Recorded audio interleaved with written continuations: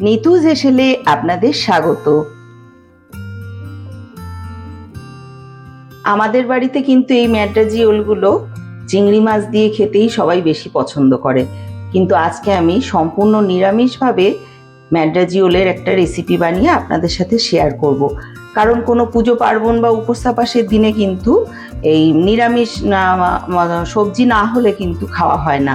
তো আমি মনে করলাম আজকে আপনাদের সঙ্গে এই রেসিপিটা শেয়ার করে নেব। খুবই সহজ আর খুবই টেস্টি হয় খেতে।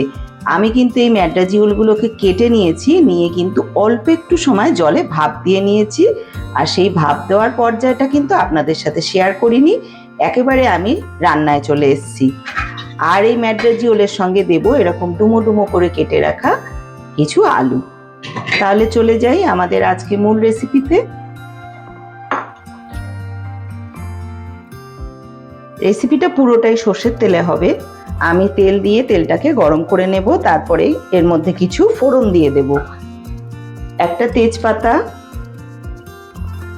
হাফ চামচ সাদা জিরে, একটা শুকনো লঙ্কা একটু ভেঙে দেব, না হলে কিন্তু খুব ফুটবে। ফোড়নটাকে একটু ভাজা করে নেব সুন্দর গন্ধ ছাড়া পর্যন্ত।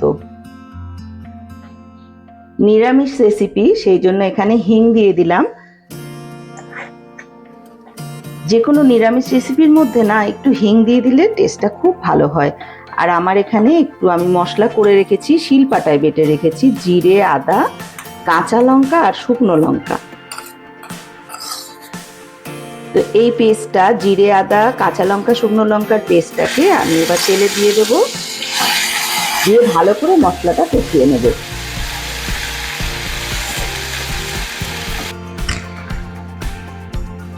মশলার মধ্যে অল্প একটু জল দিয়ে দিলাম যাতে মশলাটা পুড়ে না যায়।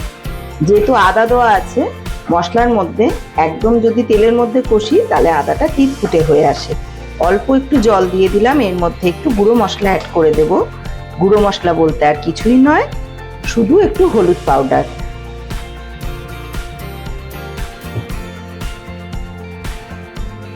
লবণ অ্যাড করে দিলাম, আর স্বাদটাকে আরো একটু বাড়ানোর জন্য নিরামিষ সবজি বলে একটু চিনি দিয়ে দিলাম। এই মিষ্টিটা কিন্তু আপনারা চাইলে স্কিপ করতে পারেন, তবে নিরামিষ রান্নাতে একটু মিষ্টি দিলে কিন্তু খেতে খুব বেশি টেস্ট হয়। মশলাটাকে আমি এবার একটু ভালো সময় ধরে কষে নেব, নিয়ে একটা তেল ছেড়ে দেবে, তাহলেই বুঝবো যে আমার মশলাটা কষা রেডি।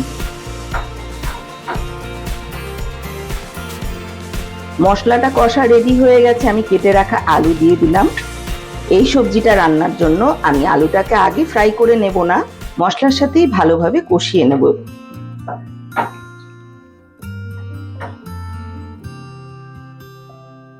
এইবারে আমি ম্যাড্রাজি ওলের টুকরোগুলোকে মশলার মধ্যে দিয়ে মিশিয়ে নেব। একটুখানি ভাপ দিয়ে রেখেছি, খুব বেশি ভাপ দিলে কিন্তু বেশি নরম হয়ে গেলে মশলার সাথে কষানো যায় না। আমি অল্প একটু সময় ভাপ দিয়ে জলটা ফেলে দিয়েছিলাম।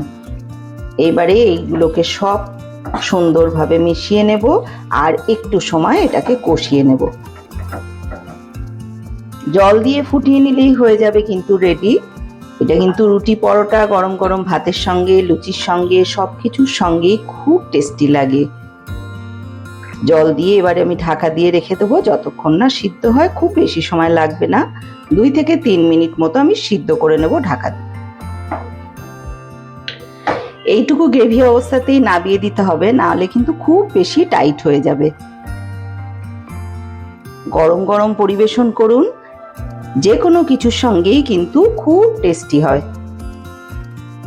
তাহলে আজকের রেসিপিটা আমার এই পর্যন্তই থাকলো। টাটা।